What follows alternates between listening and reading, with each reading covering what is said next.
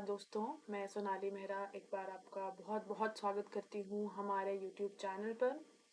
और जैसे कि आप जानते हैं कि हमने एक आपका नायब तहसीलदार जो कि HPPSC द्वारा रिलीज एक एग्ज़ाम है, उसका एक फ्री मॉक टेस्ट सीरीज हम आपके सामने लेकर के आए हैं। और हम डेली के कुछ 10 क्वेश्चंस को जो है वहाँ पे हम डील करते हैं, उनसे डिस्कस करते हैं। उसी सीरीज को फॉलो करते हुए आज हमारा डे नंबर 3 है। तो आज डे 3 में हम आपके नेक्स्ट सेट ऑफ 10 क्वेश्चंस को जो है यहाँ देखने वाले हैं। तो इससे पहले हम आज के 10 सवाल देखें। आपसे लास्ट वीडियो में, अगर आपने वो वीडियो नहीं देखा है तो एक बार पहले जाकर के उस वीडियो को देखिए। उस वीडियो में आपसे पूछा गया था कि कौन सी ऐसी ट्राइब है जो हिमाचल हिल्स में पहले और तीसरे स्थान पर आई है। दूसरे स्थान पे हमने डिस्कस कर लिया था। तो चलिए, इससे पहले हम आज का वीडियो स्टार्ट करें, पहले मैं आपको उसका उत्तर दे देती हूँ। सबसे पहले जो एंटर करने वाले थे वो थे हमारे पास कोलेरियन पीपल, जिन्हें आप कोल्स या मुंडास के नाम से भी जानते हैं। सेकंड हम वहां पे ही बता चुके थे जो कि आपके पास थे मोंगोलॉइड पीपल।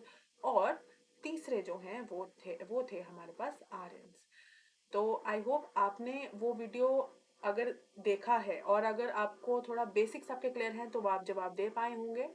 नहीं दे पाए हैं तो थोड़ा सा आपको अपने बेसिक्स पे काम करने की ज़रूरत है, लेकिन आप इस सीरीज को फॉलो करते रहिए। इसी तरह के और सवाल जो एग्जाम में पूछे जाते हैं हम उन्हें डेली बेसिस पर प्रैक्टिस करते हैं। चलिए, without wasting much of the time अब हम स्टार्ट करते हैं आज का ये वीडियो। तो चलते हैं हमारे पहले सवाल की तरफ, दैट इज क्वेश्चन नंबर 1। हमारा पहला सवाल है, Mahmud of Ghazni made a raid on Nagarkot fort in which of the following years. यानी कि सवाल पूछता है, निम्नलिखित में से किस वर्ष में गजनी के महमूद ने नगरकोट के किले पर छापा मारा। तो जैसे कि आप जानते ही हैं, जो गजनी है वो एक स्थान का नाम था, जगह का नाम था जहां उनका एम्पायर बना हुआ था। तो महमूद ऑफ गजनी ने नगरकोट किले पर कब छापा मारा था, आपको वर्ष जो है इसमें बताना है। ऑप्शन ए है 650 एडी, ऑप्शन बी है 789 एडी, ऑप्शन सी है 1008 एडी और ऑप्शन डी है 1123 एडी। तो इसका सही उत्तर है ऑप्शन नंबर सी, यानी कि 1008 एडी। 1008 एडी में जो था वो आपके महमूद ऑफ गजनी ने यहाँ पर नगरकोट फोर्ट पर जो था वो अटैक किया था। चलिए, कुछ और बेसिक चीजें इसके बारे में देख लेते हैं। महमूद ऑफ गजनी जो थे, तो आप जानते ही होंगे जब आपके मुस्लिम्स ने अटैक कर दिया था इंडिया के ऊपर, तो उस समय पे महमूद ऑफ गजनी जो थे ये बेसिकली एक टर्क थे। दो तरह की खलीफत जो थी वो इस्टेब्लिश हुई थी। एक थी आपके पास उमायद खलीफत और एक थी आपके पास अब्बासिद खलीफत। तो आपके जो महमूद ऑफ गजनी आए थे ये आपके पास अब्बासिद खलीफत के थे और ये टर्क्स थे। उमायद खलीफत के जो लोग थे वो अरब्स थे, जबकि अब्बासिद खलीफत के जो लोग थे वो टर्क्स थे। तो क्योंकि टर्क्स ने अटैक किया था इसलिए महमूद ऑफ गजनी आपके पास अब्बासिद खलीफत के थे। 1001 में जो था इन्होंने फर्स्ट टाइम इंडिया को इन्वेड किया था और उसके बाद 1008 में इन्होंने नगरकोट पे अटैक किया था और उसको जीत लिया था।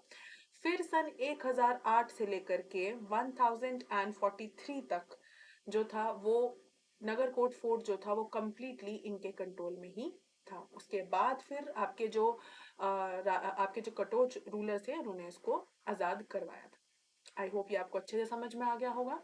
आगे बढ़ते हैं हमारे क्वेश्चन नंबर 2 की तरफ। हमारा सवाल नंबर 2 बोलता है, question number 2 is, Panini used the term Ayodhya जीवीज for dwellers of which of the following। यानी कि जो पाणिनि थे उन्होंने निम्नलिखित में से किसके निवासियों के लिए अयोध्या जीवी शब्द का प्रयोग किया था। तो ऑप्शन ए है ओडम्बरास, ऑप्शन बी है Trigarta, option C both of the above and option D is none of the above. तो इसका सही उत्तर है option B, that is Trigarta. यानी कि जो पाणिनि थे उन्होंने त्रिगर्त के जो लोग थे उनको अयोध्या जीवी के नाम से जो है वो बोला था, पुकारा था। ठीक है, आगे चलते हैं हमारे प्रश्न नंबर 3 की ओर और हमारा प्रश्न नंबर 3 है, According to APF Harcourt, Sena suffix has been found in which of the following valleys?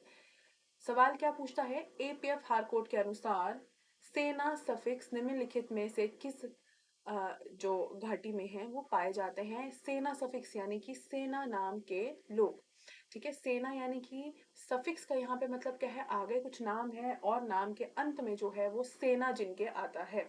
तो ऑप्शन ए है स्पीति, ऑप्शन बी है कुल्लू, ऑप्शन सी है Sirmaur and option D is Kangra. तो इसका सही उत्तर है option A, that is Spiti. आगे बढ़ते हैं हमारे चौथे प्रश्न की ओर और हमारा चौथा प्रश्न है, name of Nagarkot was changed to Muhammadabad in the honour of which of the following kings? निम्नलिखित में से किस राजा के सम्मान में नगरकोट का नाम बदलकर मोहम्मदाबाद कर दिया गया था?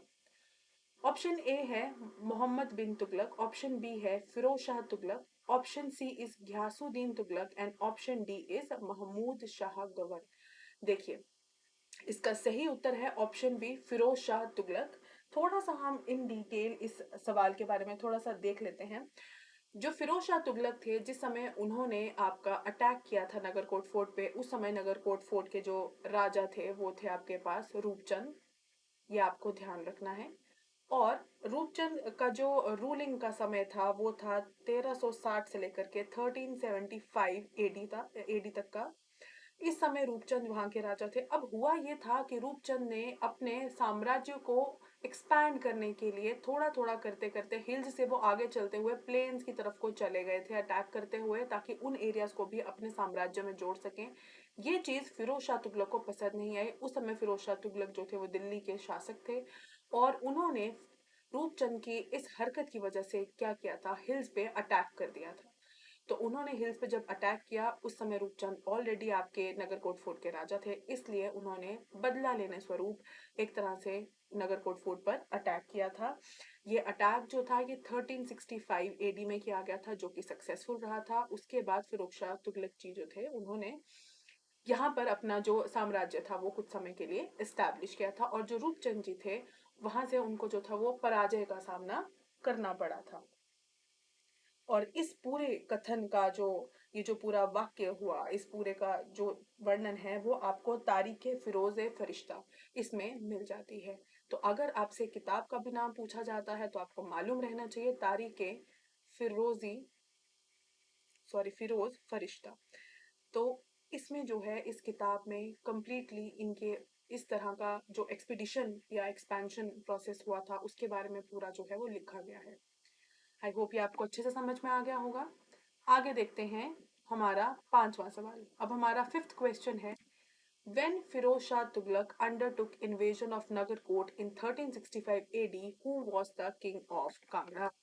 यानी कि सवाल कहता है कि जब 1365 एडी में ईस्वी में जब फिरोज शाह तुगलक ने नगरकोट पर आक्रमण किया तो कांगड़ा के राजा कौन थे? आई होप अब ये आपको क्लियर होगा। पहला है ऑप्शन नंबर ए इज परावाचंद, सेकंड है आपके पास रूपचंद, सी है बिधुचंद एंड डी है संसार चंद। तो ये हमने अभी डिस्कस किया है, अब आपको इसमें कोई डाउट नहीं रहना चाहिए। तो इसका सही आंसर है रूपचंद। बढ़ते हैं हमारे अगले सवाल की ओर, that is question number 6। Sixth question बोलता है, according to Mahabharata, Odambaras were the descendants of which of the following sages? यानी कि महाभारत के अनुसार औदंबर निम्नलिखित में से किस ऋषि के वंशज थे? ऑप्शन ए है वाल्मीकि, बी है परशुराम, सी है jamdani and option D is Vishwamitra. तो इसका सही उत्तर है सेज विश्वामित्र। विश्वामित्र ऋषि जो थे उनके डिसेंडेंट्स थे। ठीक है, आगे बढ़ते हैं हमारे प्रश्न नंबर 7 की ओर। प्रश्न नंबर 7 हमें आपकी स्क्रीन पर आ चुका है। देखिए प्रश्न नंबर 7 क्या बोलता है, विच of the following statement is और आर करेक्ट? इनमें से कौन सी स्टेटमेंट आपको बतानी है सही है? पहली जो स्टेटमेंट है वो है, after decline of Gupta power local chief rise in Himalayan region. Gupta शक्ति के पतन के बाद हिमालय क्षेत्र में स्थानीय प्रमुखों का उदय हुआ, पहला। दूसरा, ठकुराई वर रूल्ड बाय द ठाकुर, ये स्टेटमेंट नंबर 2 है।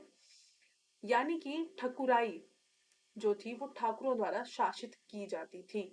तो इसका आपको इसमें से करेक्ट आंसर को सिलेक्ट करना है। ऑप्शन ए है 1 only is correct, option B is 2 only is correct, option C both 1 and 2 are correct and option D neither 1 nor 2 is correct. तो इसका सही उत्तर है option C, that is both 1 and 2 are correct, यानी कि दोनों statements आपकी सही हैं।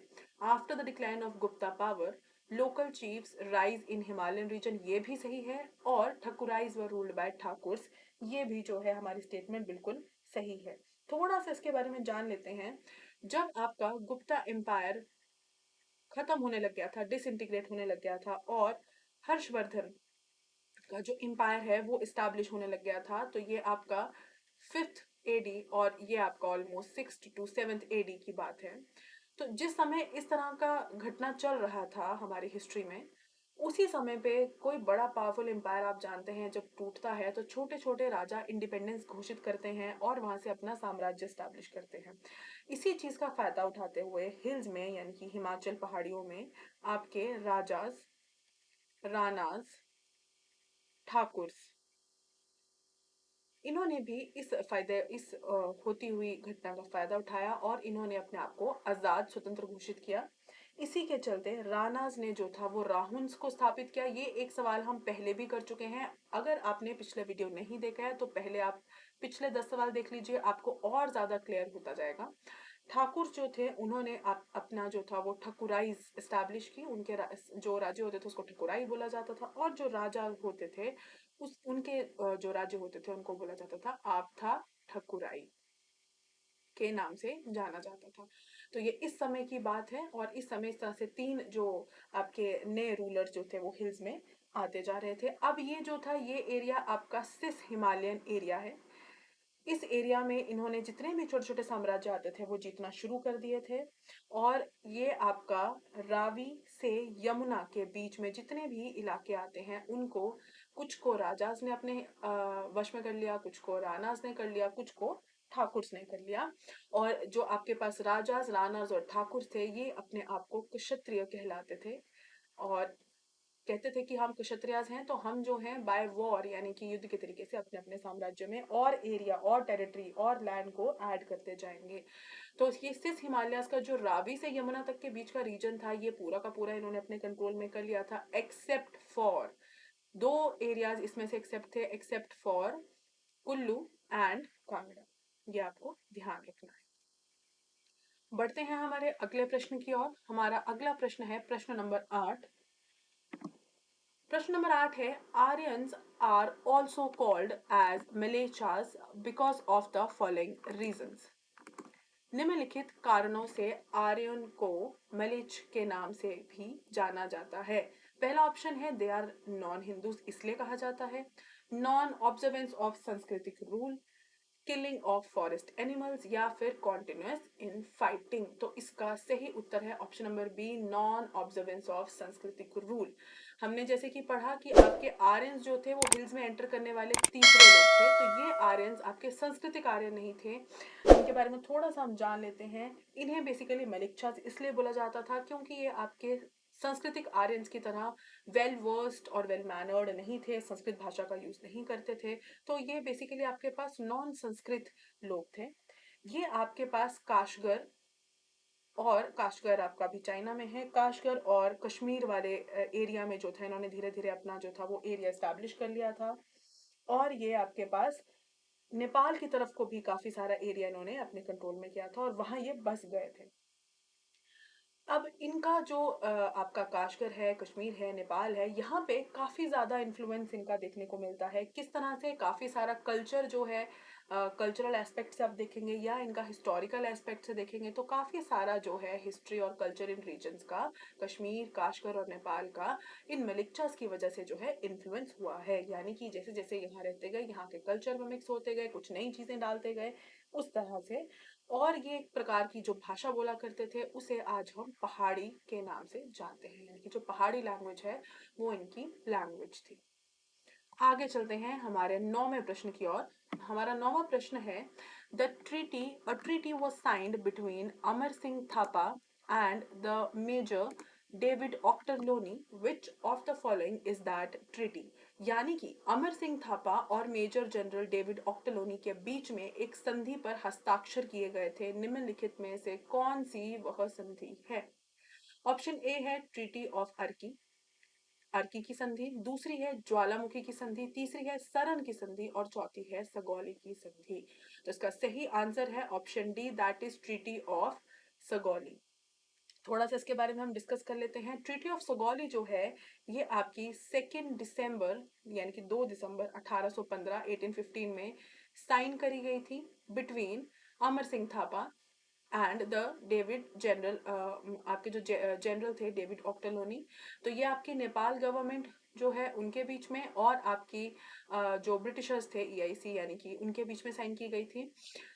इसके बाद इसको रैटिफाई जब किया गया था वो किया गया था यानी कि इसको जो लागू किया गया था वो आपका किया गया था 4 मार्च 1816 में। आपको ध्यान रखना है पेपर में आपसे क्या पूछा जाता है। अगर रैटिफाइड वर्ड आता है तो ये ऑप्शन होगा, अगर साइंड वर्ड आता है तो ये ऑप्शन होगा। अब इस ये जो संधि थी इसके मेजर 3 चीजें इसमें बोली गई थी वो आपको ध्यान रखनी है। सबसे पहला तो ये था आपको कि सबसे पहला इसमें टेरिटोरियल कंसेशंस जो थे वो ब्रिटिशर्स ने अपने लिए रख लिए थे, यानी कि नेपाल का बहुत सारा हिस्सा उन्होंने ब्रिटिश इंडिया में जोड़ लिया था। दूसरा, उन्होंने क्या किया था, नेपाल की जो कैपिटल थी वहां पे उन्होंने, जहाँ पे उनके राजा की थ्रोन था, गद्दी था, वहां पे उन्होंने एक अपना रेजिडेंट बिठा दिया था। यानी कि रेजिडेंट का काम होता था अब रेजिडेंट का काम क्या था, नेपाल का हर एक पॉलिसी, हर एक राजा जो अपनी काउंसिल के साथ मीटिंग करता उसमें बैठना और ये देखना कि कहीं वो कोई भी ऐसी षड्यंत्र तो नहीं रच रहा जो कि ब्रिटिशर्स के अगेंस्ट हो। वो सब चीज़ों में अब वो पॉलिटिकली इंगेज हो चुके थे। और जो तीसरा था वो था कि अब जो आपके पास गोरखास थे उनको जो ब्रिटिश आर्मी थी सिर्फ वो रिक्रूट कर सकती थी और नेपाल गवर्नमेंट अब किसी भी तरह से यूरोपियंस को रिक्रूट नहीं कर सकती थी। आई होप ये तीनों चीजें आपको अच्छे से क्लियर होंगी क्योंकि ट्रीटी ऑफ सगौली मेंस में आने के भी बहुत ज्यादा चांसेस रहते हैं। आगे बढ़ते हैं हमारे 10वें प्रश्न की ओर। हमारा 10th क्वेश्चन है और ये क्वेश्चन कुछ हमें अब समझ में आ गया है पहले से। Aryans were the third race to enter the Himachal Pradesh and they were known as, किस नाम से आर्यंस को जो कि तीसरे स्थान पर हिमाचल हिल्स में प्रवेश किए थे, किस नाम से उनको जाना जाता है? ऑप्शन ए है दासास, बी है निषाद्स, तीसरा है, सी है खासास एंड फोर्थ इज कोलीस। तो ये हमने भी कुछ 2-3 क्वेश्चंस पहले भी देखा। आर्यन जो तीसरे नंबर पे आए थे उनको बेसिकली खासास के नाम से जो था वो जाना जाता था। ये तीसरे नंबर पर आए थे, आप जानते ही हैं। फर्स्ट हमने देखा आपके कोलीज या फिर मुंडास लोग थे, सेकंड आपके पास जो थे वो मोंगोलॉइड लोग थे और तीसरे आपके पास जो थे वो आर्यंस थे यानी कि आपके पास खासास थे। इनको आर्यंस को खासास के नाम से जाना जाता था यानी कि मलेक्चास के नाम से भी, जो एक हमने सवाल पहले किया उसके नाम से भी जाना जाता था। तो आई होप आज के 10 के 10 सवाल आपको समझ में आ गए होंगे। कोई भी सवाल में अगर आपका डाउट है या फिर आपके सजेशंस हैं तो आप अपने सजेशंस को, अपने डाउट्स को कमेंट सेक्शन में लिख सकते हैं। और अगर अभी तक आपने पुराने वीडियो को नहीं देखा है, 2 वीडियो जिसमें और हम 10-10 क्वेश्चंस का सेट डिस्कस कर चुके हैं, तो प्लीज़ एक बार आप जाके उन वीडियो को देखिए, उन क्वेश्चंस को करिए, आपके बेसिक्स और ज़्यादा स्ट्रांग हो जाएंगे। इसके अलावा आईबीटीएस इंडिया आपको हर तरीके से आपकी HPPSC द्वारा रिलीज किए जाने वाले एग्जाम्स की प्रिपरेशन में हर तरीके से आपको हेल्प करने के लिए हमेशा अवेलेबल है। आप प्ले स्टोर में जाकर के हमारी ऐप डाउनलोड कर सकते हैं, वहाँ पर भी बहुत सारे मॉक टेस्ट और क्विज आपको मिल जाएंगी। आप अपनी प्रिपरेशन को बिल्कुल ऑन स्पॉट, ऑन ट्रैक जो है वो वहाँ पे रख सकते हैं। आई होप आज का वीडियो आपको अच्छा लगा हो और सारे सवाल आज आपको समझ में आए हों। And thank you for watching.